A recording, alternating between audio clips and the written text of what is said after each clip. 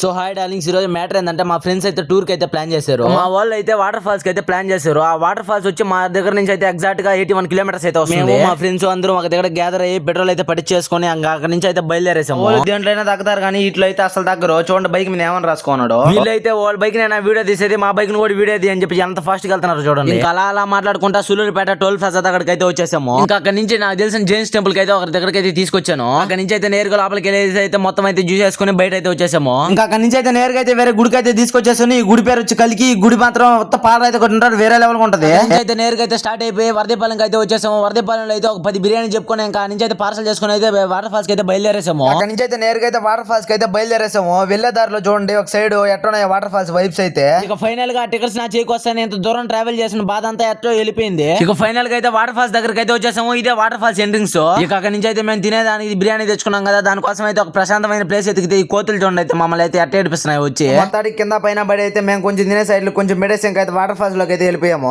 ఇంత దూరం ఎండలో వచ్చి ఈ వాటర్ ఫాల్స్ లో మునుగుతుంటే ఎంత ప్రశాంతంగా ఉందంటే అంత ప్రశాంతంగా ఉంది. ఫుల్ గా అయితే ఎంజాయ్ చేసాము. 3 అవర్స్ అయితే ఫుల్ గా అయితే ఎంజాయ్ చేసి అయితే ఇంటికి అయితే బయలుదేరేసాము. ఈ వీడియోకి అయితే ఇంతే. Okay, by darlings.